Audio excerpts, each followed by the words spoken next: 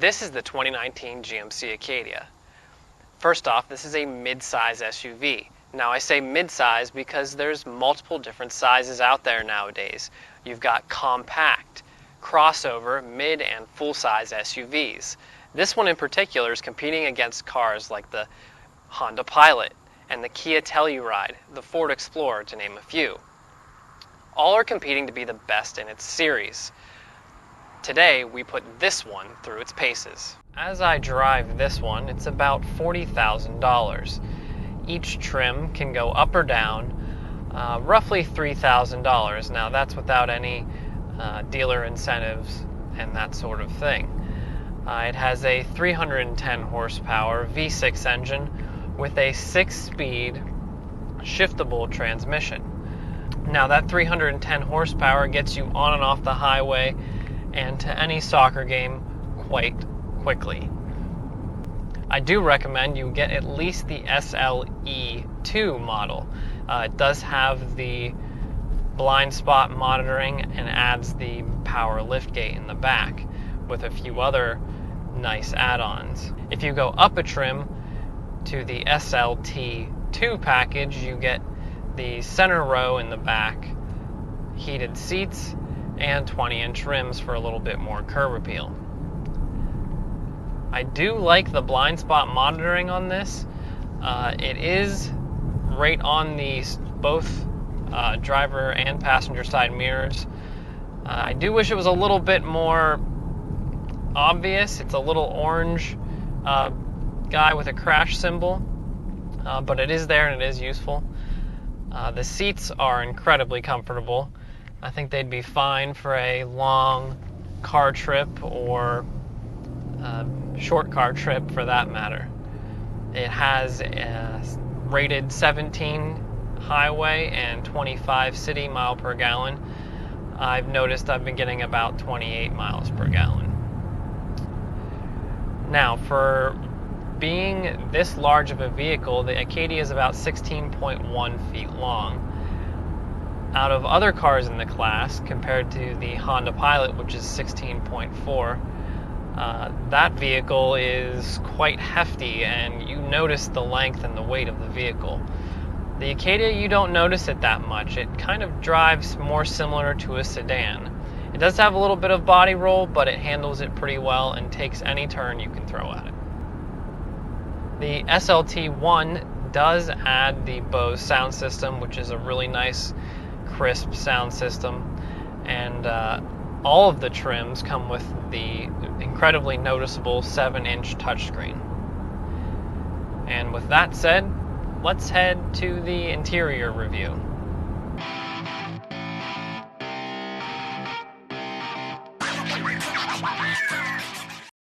The 7-inch touchscreen is definitely the first thing you see.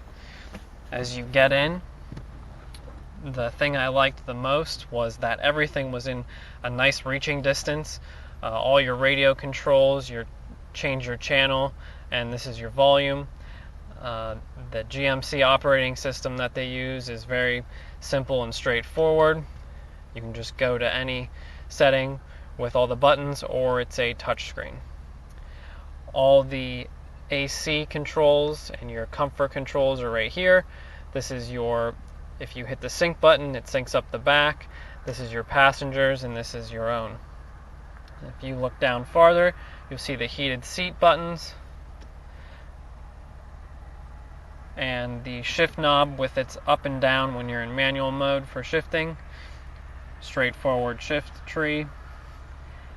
Look down farther, you see the all-wheel drive control system, two-wheel drive, all-wheel drive, off-road, and a sport mode, as well as the parking brake.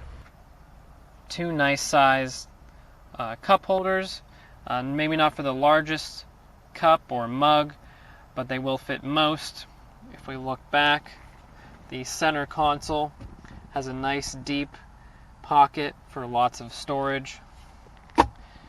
And up in front here is another deep pocket with 2 USB ports and standard cigarette lighter.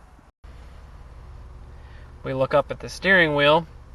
There's volume control on the back side. Right here is your control for the back screen.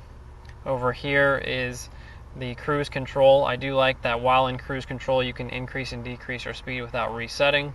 On the back side over here is the settings control for your stations.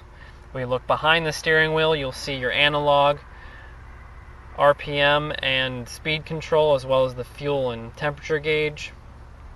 The display is very simple to navigate through, give you any information you need, gas mileage, speed, what have you. The Denali does increase the screen size up around that chrome bezel. You decide if that's necessary or not. Now if we look at the dashboard and the trim itself, this is a soft touch plastic. Nothing was gone cheap at GMC. This was a well-designed interior. If we look over to the door, you'll see a knob here that is for the trunk, power trunk on the SLT models and up. You can do full, 3/4, or you can turn it off, and if you press the center, that opens the door automatically. And over here is the standard window operating controls, as well as your power mirrors, the power locks, and the nice chrome door open handle. One seat back behind the passenger, we've got your second row seats. Plenty of leg room. To adjust your seat distance, you can easily just pull that forward, slides forward, pulls it back. You can also send that forward if you want to have someone enter the back row through there. Everything's pretty simple to use. In the middle here, we have the rear temperature controls, as well as USB, and my favorite, the 120 volt or 110 volt for laptops or what have you. Now in the SLT model, we've got the sunroof option, and I believe the Denali comes with that as well. Headed into the back seat, you can either get this in a 6 or 7 seater option. There is a good amount of leg room back here. If you're a little bit tall, it might be an issue, but again, you can slide the second row seats back and give yourself a little bit more room. Third row is excellent for kids or any other passengers for that matter. Speaking of kids, there's an excellent latch here for the car seat connection for the third belt. I believe most cars are coming standard with that, and that's on both seats. We've also got one cup holder on each side, as well as the awesome USB power port and a little cubby on this one. And up on the ceiling here, we've got air vents and the lights. Now, one thing with the lights I'd like to point out is that they've designed them so that when the driver is driving and it's dark and night out, that the lights don't shine anywhere up front, so that you can actually use them, which is a common issue with lights. You can actually use them in the back while driving down the road, so that your kids or any passengers can do activities back here while they're driving. So we'll just move up to the front, get a different view. There's plenty of room back here for any passengers. The windows and the sunroof are an excellent size. They don't make you feel closed in. With the windows being tinted on the outside, doesn't allow too much sight into the vehicle. Overall, just a really nice back passenger area with great amenities and comfort. Now let's see how it looks with actually a car seat in here. See how much space there is left. So we've got a car seat in here. You can see there's still plenty of space between the seat and the car seat. We also have the third safety strap connected.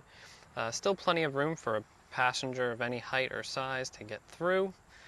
Also on here, which is a great option that my wife discovered, is the Safe Fit back protectors. They'll keep the back of your seats clean from any little feet or kicking it. Also, I think they have some versions with some pockets, but this can easily be removed. It just clips right on there, and you can wash it if needed. I have a link below for those of you that have kids. This is probably the nicest add-on for keeping your car a little bit cleaner. But yeah, plenty of space, even with a car seat.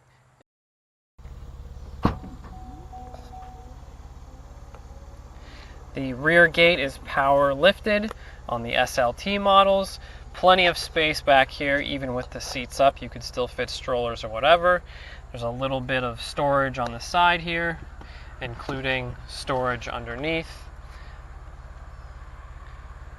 for odds and ends items. Just a simple pull of the seat release folds that down, and you can triple the amount of space back here. Pulling the levers over here on the side actually easily drops your other seat up front, so you don't have to walk around and do that as well. The back has about a 3 foot 5-6 inch opening, and with the seats down, we've got about the same to the front to the back of the second row. So plenty of space for cargo and storage. Now with the seats up, this car has 12.8 cubic feet. With the third row down, we can get 79 cubic feet of space. Although smaller than the Honda Pilot with 83.9 cubic feet, but the Pilot is a big car compared to this. Considering the size, this is an advantage. Passengers still have plenty of legroom, and this car still has plenty of space. Now, just a quick run through of the exterior. The front grille is nice and aggressive, which curves nicely around to the side of the vehicle. All of the Acadia models have the really nice LED front drive lights which travel back. They look really sharp, and the SLT models come with a fog light as well. Coming around to the side, the lines flow nicely with the 18-inch rims. The Denali does get the 20s, as I've mentioned before. All of them come with, all of the SLE models up come with the push button to unlock and keyless entry systems. Decide if you like the back side. Nice line here down the edge. A little bit of chrome around the windows. The Denali version does have full color all the way down to the bottom trim area. Here it's plastic. Denali would paint that the whole way. I do want to point out that the Acadia does have a little brother, the Terrain, which is much shorter with no third row option. So if you don't need as much space, I definitely recommend that. So there's the exterior view. Out of all the SUVs in this mid-size tier, I think this is the best looking one so far. All the other ones just either look silly or are really close but not quite, but you can show your opinion on that. So that's the 2019 GMC Acadia. Don't forget to hit the like button and subscribe. If you liked the video, let me know down below what car you'd like me to do next, and thanks for watching.